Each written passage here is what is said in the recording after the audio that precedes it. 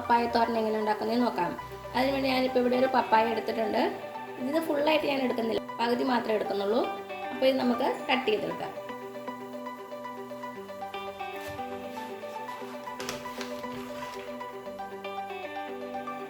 ഇത്ര ഒരു പീസ് മാത്രമേ ഞാൻ എടുക്കുന്നുള്ളൂ. ഇത് നന്നായിട്ട് വിളഞ്ഞ പപ്പായയല്ല, കുറച്ചുകൂടി നല്ല വിളഞ്ഞ പപ്പായാണ് കേട്ടോ തോരൻ വയ്ക്കാൻ കൂടുതൽ നല്ലത്. അതിനായിരിക്കും കൂടുതൽ ടേസ്റ്റ്. നമുക്ക് ഇതിൻ്റെ കുരുവൊക്കെ റിമൂവ് ചെയ്ത് കളയാം. നമ്മുടെ പപ്പായയുടെ തൊലിയൊക്കെ കട്ട് ചെയ്ത് കളയാം.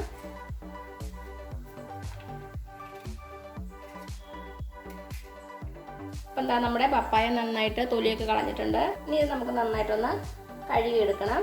അപ്പം ഞാനിത് കഴുകിയെടുത്തിട്ട് വരാവേ. അപ്പം എന്താ നമ്മുടെ പപ്പായ നന്നായിട്ട് കഴുകി വൃത്തിയാക്കി കൊണ്ടുവന്നിട്ടുണ്ട്. ഇനി നമുക്ക് ചെറുതായിട്ട് കട്ട് ചെയ്യണം. ഒന്നെങ്കിൽ ചെറുതായിട്ട് ഇങ്ങനെ കട്ട് ചെയ്യുക, കത്തി വെച്ച് ഇങ്ങനെ ചെറിയ ചെറിയ പീസാക്കിയിട്ട് ഇങ്ങനെ കട്ട് ചെയ്യുക. ഉണ്ടാവും അപ്പോൾ ചെറിയ ചെറിയ പീസായിട്ട് കിട്ടും. അല്ലെങ്കിൽ ഗ്രേറ്റ് ചെയ്യുക. ഗ്രേറ്റ് ചെയ്തെടുക്കുമ്പോൾ കുറച്ചുകൂടി നൈസായിട്ട് നമുക്ക് നമ്മുടെ പപ്പായ കിട്ടും. അപ്പം ഞാനിവിടെ ഗ്രേറ്റ് ചെയ്തെടുക്കുവാണ്. അപ്പോൾ ഇത് നിങ്ങളുടെ ഇഷ്ടത്തിനനുസരിച്ച് ചെറുതായിട്ട് കട്ട് ചെയ്യുകയോ ഗ്രേറ്റ് ചെയ്യുക കേട്ടോ.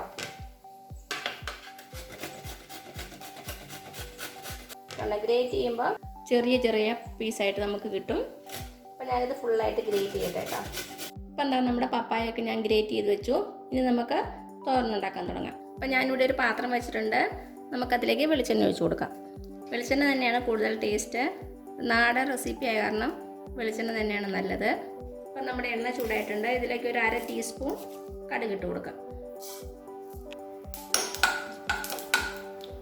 ഇതിലേക്ക് 2 വറ്റൽമുളക്, കുറച്ച് കറിവേപ്പില.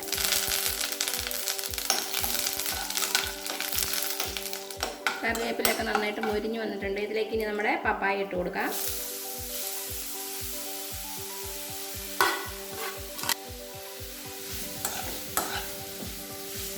നന്നായിട്ട് മിക്സ് ചെയ്ത് കൊടുക്കുക. നന്നായിട്ട് മിക്സ് ചെയ്ത് കൊടുത്തു. ഇനി നമുക്ക് അടച്ച് വെച്ച് വേവിക്കണം. വെള്ളമൊന്നും ഒഴിക്കണ്ട. പപ്പായയിൽ ഓൾറെഡി നിറയെ വെള്ളമുണ്ട്. ആ വെള്ളത്തിൽ തന്നെ ഇത് വെന്തോളൂ കേട്ടോ. ഇനി നമുക്ക് അടച്ച് വെച്ച് കൊടുക്കാം. തീ ഒരു മീഡിയം ഫ്ലെയിമിൽ വെച്ചാൽ മതി. ഇടയ്ക്കിടയ്ക്ക് തുറന്ന് ഇളക്കി കൊടുക്കണേ. അടച്ച് വെച്ച് കൊടുക്കാം. ഇതിവിടെ ഇരുന്ന് വേവട്ടെ കേട്ടോ. ആ സമയം കൊണ്ട് നമുക്ക് ഇതിൻ്റെ അരപ്പ് റെഡിയാക്കി എടുക്കാം. അപ്പം നമ്മുടെ അരപ്പിന് വേണ്ടി ഞാനിവിടെ എടുത്തേക്കുന്നത് ഒരു വലിയ തേങ്ങയുടെ 1/4 മുറി തേങ്ങ, പിന്നെ 2 പച്ചമുളക്. പച്ചമുളക് നിങ്ങളുടെ എരിവിനനുസരിച്ച് എടുത്തോണം കേട്ടോ. പിന്നെ ഇവിടെ എടുത്തേക്കുന്നത് ഒരു 4-5 ചെറിയ ഉള്ളി. ഇനി നമുക്കിതിലേക്ക് കുറച്ച് മഞ്ഞൾപ്പൊടിയും കൂടെ ചേർത്ത് കൊടുക്കാം. ഒരു 1/4 ടീസ്പൂണോളം ഉണ്ടാകും. പിന്നെ നമ്മുടെ പപ്പായയ്ക്ക് ആവശ്യമായിട്ടുള്ള ഉപ്പ്. ഇനി ഇതെല്ലാം കൂടി നമ്മൾ തോരനൊക്കെ ചതയ്ക്കൂലേ, അതുപോലെ ഒന്ന് ചതച്ചെടുക്കണം. മിക്സിയുടെ ചെറിയ ബൗളിലേക്ക് ഇട്ട് കൊടുക്കാം. മുളകൊന്ന് ചെറുതായിട്ട് കട്ട് ചെയ്തിട്ട് കൊടുക്കാം. ചെറിയ ഉള്ളിയും ചെറുതായിട്ട് കട്ട് ചെയ്യുക. ഇതിലേക്ക് നമുക്ക് തേങ്ങ ചേർത്ത് കൊടുക്കാം. ഇനി ഞാനിതൊന്ന് ചതച്ചെടുത്തിട്ട് വരാവേ. ഒത്തിരി അങ്ങ് അരഞ്ഞു പോകരുത്, ചെറുതായിട്ടൊന്ന് ഒതുക്കിയെടുത്താൽ മാത്രം മതി. ഇതാ നമ്മുടെ അരപ്പ് റെഡി ആയിട്ടുണ്ട്. ഈ ഒരു പരുവത്തിലെടുത്താൽ മതി കേട്ടോ. ഒത്തിരി അങ്ങ് അരഞ്ഞിട്ടുമില്ല, നന്നായിട്ടൊന്ന് ചതഞ്ഞ് കിട്ടിയിട്ടുമുണ്ട്. ഇതിവിടെ ഇരിക്കട്ടെ. പപ്പായ തുറന്നൊന്ന് ഇളക്കി കൊടുക്കാം. ഇപ്പോൾ ഒരു 3-5 മിനിറ്റ് ആയിട്ടുണ്ട്. ഇനി ഇതിലേക്ക് നമുക്ക് നമ്മുടെ അരപ്പ് ചേർത്ത് കൊടുക്കാം.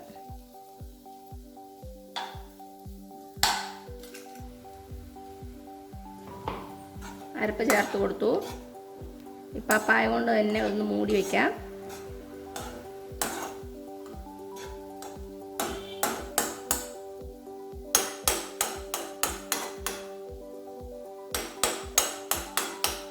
ഇനി ഇത് നമുക്ക് 2 മിനിറ്റ് മൂടി വെച്ച് കൊടുക്കാം. ഇപ്പോൾ തീ ലോ ഫ്ലെയിമിലാണ് ഇട്ടേക്കണത്. നന്നായിട്ടൊന്ന് ആവി വരട്ടെ. അതിനുശേഷം നമുക്ക് ഇളക്കി കൊടുക്കാം. അപ്പോൾ എന്താ ഒരു 2 മിനിറ്റ് ആയിട്ടുണ്ട്. നമുക്ക് തുറന്ന് നോക്കാം. നന്നായിട്ട് മിക്സ് ചെയ്ത് കൊടുക്കുക.